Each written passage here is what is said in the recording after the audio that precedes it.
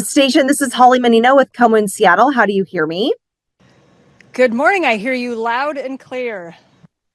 Expedition 73 flight engineer Anne McClain from the International Space Station joining me now. And thank you so much for joining me. Thrilled to talk with you. Tell me, what are you experiencing on this trip to space right now? Well, it is such an honor to get to talk to you. The further you travel from home, the different ways that you define home. And, I spent so much time in the Seattle area and the Northwest growing up that getting to talk to you today is really a treat. I'm currently aboard the International Space Station conducting about a 6-month mission.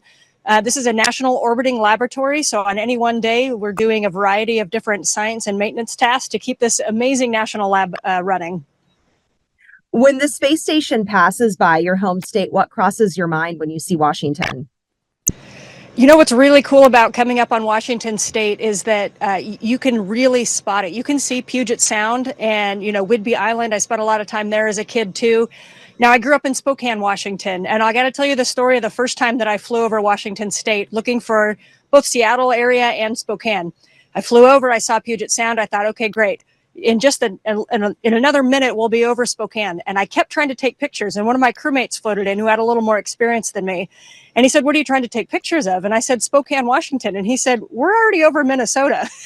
And I suddenly realized how quickly we were moving. That's funny. How is your current time in space preparing you for for any future trips, such as the moon or Mars? Yeah, the International Space Station is absolutely a proving ground to deep space exploration. Now, a lot of people have heard that, but what does that really mean? The science that we conduct here, it's really organized curiosity and organized ways to get answers that we know we need the answers if we're going to go back to deep space exploration.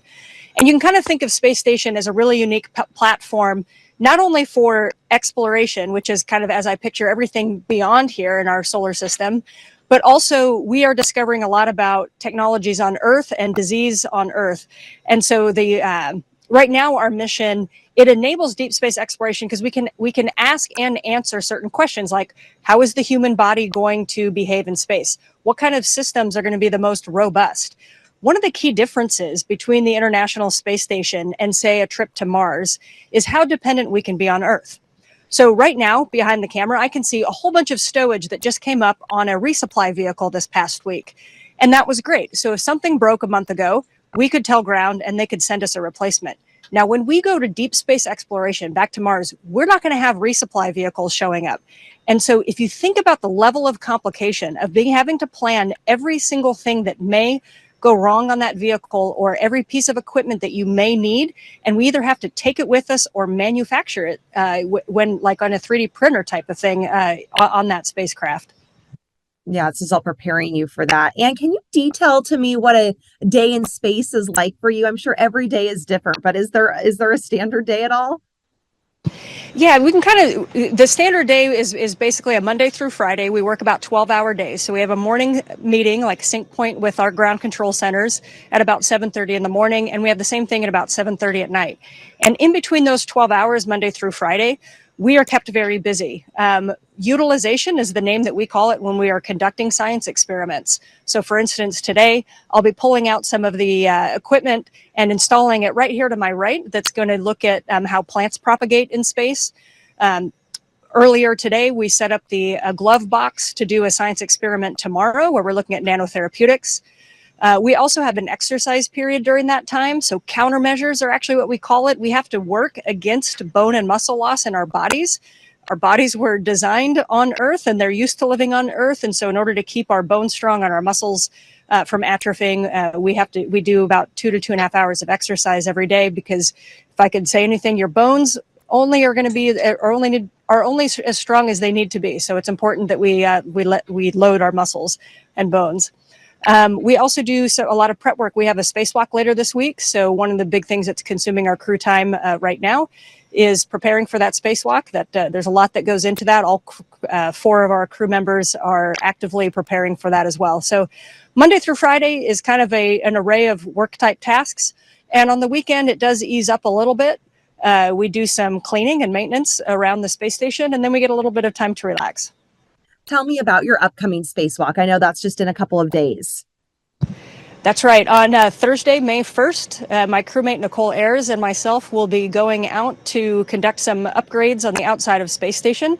Our first major task is going to take about 5 hours, and that's installing some truss pieces next to one of our solar arrays that in the future, what we call a rollout solar array can be installed on. And what that's doing is, if you've seen pictures of the space station, you see the giant solar arrays.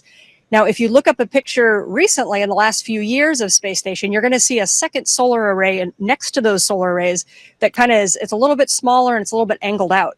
And these are actually to supplement our space station power so that we can have more capabilities. So we'll be installing some truss segments in order for that to install on. And then we're going to be moving an antenna it's for docking vehicles, and it has a little bit of blockage right now. So we're actually just simply moving that antenna from one location to another. And that spacewalk will last about 6 hours.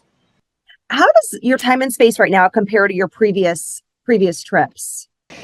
What's really neat about coming back kind of 6 years later is getting to see how much the technologies have advanced. Things that we were trying out, like protein crystal growth.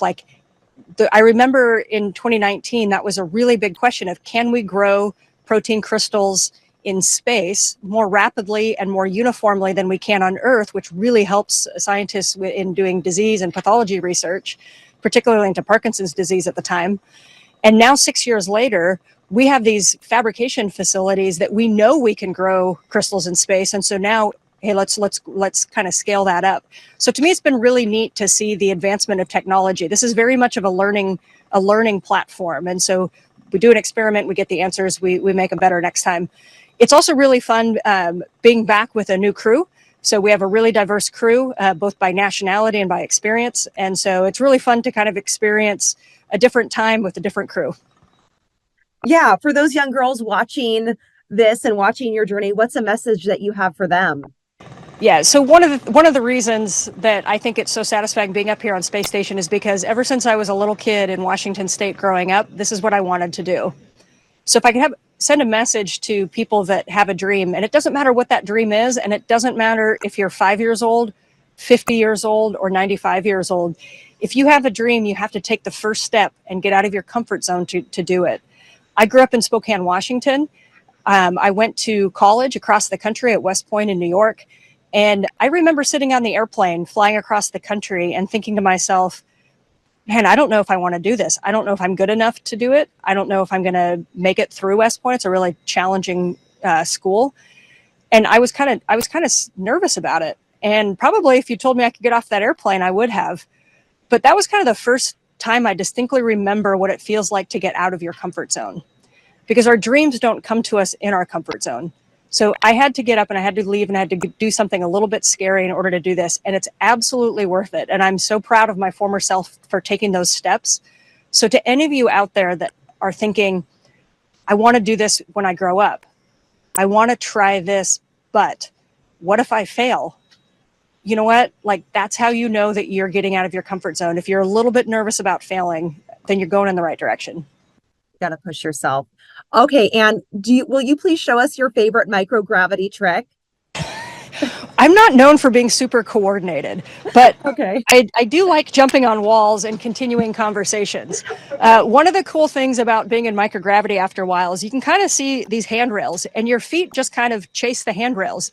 If you use your hand to translate everywhere, then you don't have your hands to be able to do work. And so what you learn over time is kind of how to monkey your feet around.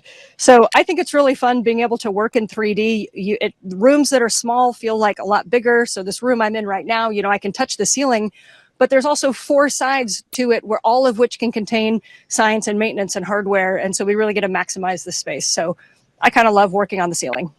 I love that you just answered a question upside down.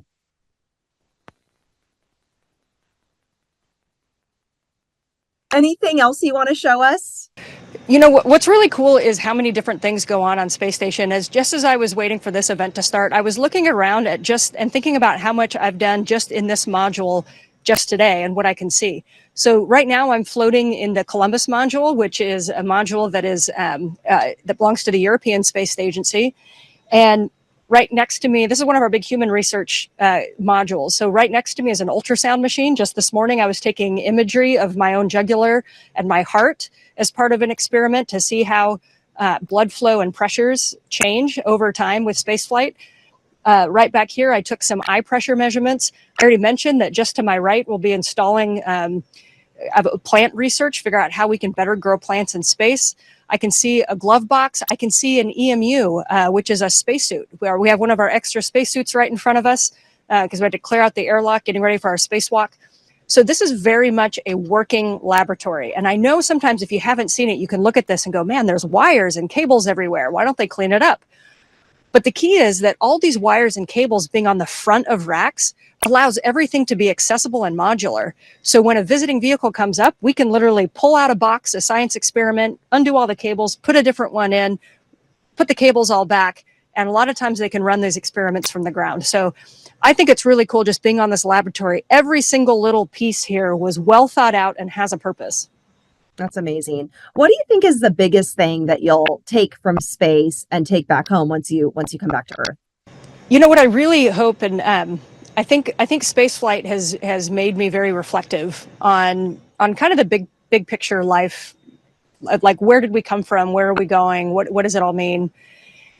The thing with the space station is that it's the International Space Station. It's called that for a reason. Ever since the first concept of the space station, multiple countries around the world took part in this partnership, right? So I said I'm floating in a module that was put up here by the European Space Agency. I can see the Japanese pressurized module right across from me. We have the US segment, we have a Russian segment, we have Canadian robotics on the outside of space station. We have so many different countries that have flown astronauts for long duration missions. And so to me, this is an example of what we can accomplish when we truly see the best in one another. And we are inspired and driven by our commonalities, not by a common enemy, not by a dispute, not by anger, but when we are actually unified by inspiration, by human spirit, by the best in what humans can do when they work together. I wish everybody could visit here for a week on Earth. I think we would go back with a different perspective. And that perspective is that no matter who you meet in your life, you have more in common with them than you do different. People are trying to be happy. They're trying to build a life for their family. They're trying to go after their dreams. And this really is a physical manifestation of the absolute best that humans have to offer. What's the thing you'll miss the most of space when you're back on Earth? Friends and family are definitely up there. I had a friend that who said, if her husband could visit up here, that she would never leave. I would love to be able to bring my friends and family up here. I think that's what I miss the most. And what I found after my last flight was I found myself appreciating those moments with those people even more so, because I certainly didn't take them for granted. Right up there is also chips and queso. We don't have any chips. They're too crumbly, and a warm queso would just really make my day. Yeah. What is your favorite space food? Our food here is actually pretty good. One of the ways that we keep our bodies healthy is by feeding it, right? And so we have a great array of food. We either fly it freeze dried or in kind of small packets. We have hot water and warm water. We can have hot, cold food and cold food. We can chill it. So some of my favorites, there's a really good barbecue brisket. I enjoy breakfast burritos. So if you can get a little bit creative and you're careful not to let your food float away too far and hit the walls, you can make some pretty good breakfast burritos. And I've seen some pretty good pizzas made up here. Anne, is there anything else you want to share with us or show us before we wrap up? No, I just want to say thank you so much for taking the time to talk to us. You guys that take the time to tell our story is what enables us to do our jobs. So thank you so much for bringing the space station to the people of Seattle today. Oh my goodness. Thank you so much for your time. And thank you so much for joining me from space.